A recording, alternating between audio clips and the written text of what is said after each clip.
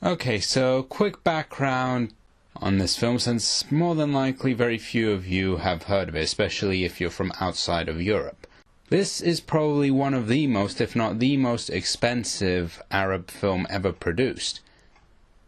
Budgeted at about $55 million and backed by the chairman of a major communications company over in Qatar. It was based on a late 1950s novel by a Swiss author who had also had a career previously as a driver, and it was the first film in 4 years from French director Jean-Jacques Annaud, who you might best know from Enemy at the Gates, Two Brothers, and The Name of the Rose. Got all of that? Well, history time's over. Now let's get to the movie.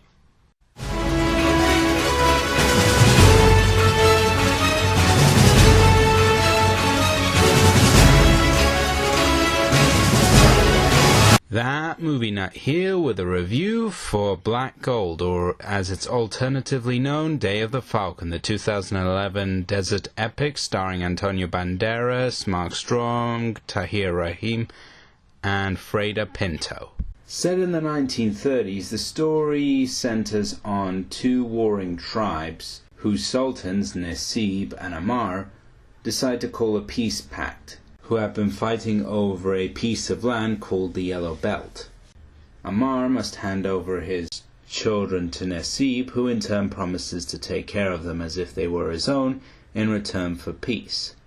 As the children grow up, an American geologist discovers there is oil in the Yellow Belt and convinces Nasib to start mining for it, thus violating the agreement and opening up new conflict. And in the middle, one of the boys, Aouda, now grown up, is torn between the modernization of his adopted father and the tradition and old ways of his true father. The actors all around turn in good performances, but given the setting of the story and the obvious ethnicity that will require, there is a couple of things I have to bring up. Banderas and Strong are good in their roles as the respective sultans, though unfortunately Banderas' heavy accent does mean he doesn't blend in quite as well as Strong does.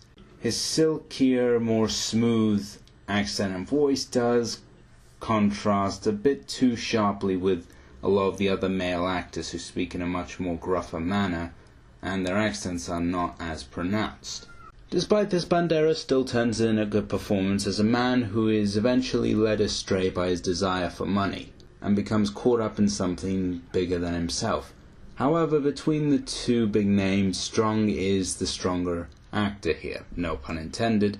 Aside from being able to blend in a lot better, he also seems to embrace the material a lot more. He has a commanding screen presence, and you buy him as this wise but also stubborn sultan. As for the younger actors, Tahir Rahim is Aouda, our main lead, and he does a good enough job, and his transition from being a little bit of a nerdy bookworm to a desert warrior certainly is pulled off well. However, Freda Pinto is in a pretty thankless and almost minor role as the princess and therefore de facto love interest. Compared to her work in Rise of the Planet of the Apes, which came out the same year, the role just doesn't give her a lot to do. Most of the time she just sits around or stands around looking pretty and making googly eyes at Tahir. However, later into the film, another bright spark is introduced in the form of Riz Ahmed as Dr. Ali, who easily gets some of the funnier and more meaty material in the film, not having to speak a lot of the official and sometimes melodramatic dialogue. He gets to have a lot more fun with the role, sort of being a desert eccentric, and he plays off well with Tahir. Visually, this is where the film earns its biggest points. To put it in simple terms, the film is stunning to look at. The desert is photographed beautifully, and the action scenes are shot and edited tightly, giving them an intensity and energy that fits the grand scale that the story is clearly trying to aim for. And the fact that it's a period film also affords a lot of beautiful costumes, sets, and vehicles. And the score by veteran James Horner is not exactly a shy down either. And while it may not be his strongest work, it certainly fits the film well, incorporating some Arab instruments and music, including a sparingly used but neat little choral section, whilst mixing that in with your traditional Hollywood orchestra for these kinds of epics, underscoring a lot of the action perfectly, whilst providing a nice bit of ambience to the more standard desert scenes, giving them an almost ethereal quality, fitting in with the religious nature of some of these characters. But putting all that gushing aside, let's get to the meat and potatoes here, the script, which was also co-written by the film's director, Jean-Jacques Arnaud. And, well, this kind of film is the definition of a mixed bag, or rather a mixed bag of two halves. What I mean when I say that is, on the one hand, the first half is the weaker part of the film. It's very clunky, the dialogue doesn't sound very natural, it very much suffers from that problem that Gods and Generals and the Alamo and a lot of historical epics tend to have, where the dialogue just feels like it was ripped from a textbook. It doesn't flow very well when it comes to conversations, or it just feels too info-dumpy, as if it's telling us a little more than necessary, and it just doesn't feel right. It also doesn't help that when we see the American characters who come to help with the oil, they are pretty much nothing more than cartoon characters. I mean, I'm pretty sure that more than a few of them even had Yosemite Sam mustaches. They're loud, they're burly, they drink. It would be a bit, well, simplistic to say that there isn't at least the faintest trace of an anti-US sentiment here. And that further detracts from the humanity of the first half, and it makes it difficult to really engage with these characters despite the fact that there is a lot of stuff going on. You have this very tempestuous peace pact between these two groups. You have children growing up in a house that isn't technically their own, and you have a man, Nezib, who's being presented with wealth that he has probably never seen before in his entire life. That could, in theory, make for really compelling storytelling, but the film's clunky dialogue and its somewhat slow pacing doesn't let this happen. And as a result, for the first maybe 40 to 50 minutes, you'll probably sit there wondering, where is this going? Is this going to do anything remotely interesting? Or am I just going to sit through what amounts to a walkthrough of the book? However, around the 50-minute mark is when things start to pick up, which is, I would say, marked by a scene where we see Mark Strong's character sit down with Tahir and talk about his relationship with his mother. Here, the dialogue decides to step down a bit, to be a bit more lax and flow better. The emotion starts to resonate a little bit more. And from there, the film starts to pick up. And not too long after that, we get our first big desert battle.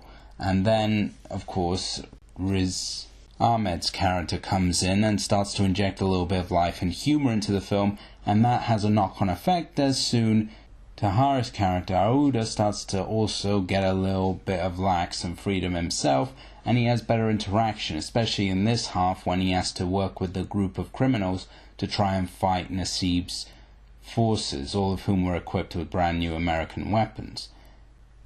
The actors have chemistry here, the dialogue has a little bit more fun, it's a little bit more lax, and it creates a little bit of energy that the film is badly needing. And when you mix that in with some really good action, some really good music, the second half really picks up and it starts to feel like, okay, now Arnaud has a better grasp of what he's doing. And it certainly makes the film, at the very least, entertaining. But even with that, it still makes you sort of wish, wow, I really wanted this film to be more. Or rather, I should say, this film is leading you to think that there's going to be more. With ideas like that, and with very much a kind of story that really is not all that different from what would have really happened during the early days of the oil business, there's a lot of interesting ground and ideas to cover here. But Nasib is reduced to pretty much an idiot, and the Americans are reduced to cartoon characters, so it's very difficult to really get any interesting perspective. And because Frederick's character is given very little to do, the love story that they try and push in here doesn't really work that well, and it just comes across as filler. And yet, in spite of all of this, I don't hate the film. The first half has many problems, sure, but somehow the second half just is enough going for it to the point where, in all honesty, it didn't really bug me as much as it would have. Not that that excuses it, but at the very least Arnaud managed to round things out and at least sort of balance it out. And so I must give Black Gold a bronze star. Given the fact that you can find it pretty easily on DVD or for streaming, it's worth checking out at least once just for the beautiful visuals and great music and even a couple of good performances. But unless you're a die-hard fan of Arnaud or any of the actors in this film, or have an interest in Arabian history and maybe want to check this out for novelty, there are many other options such as Lawrence of Arabia out there for you to consider.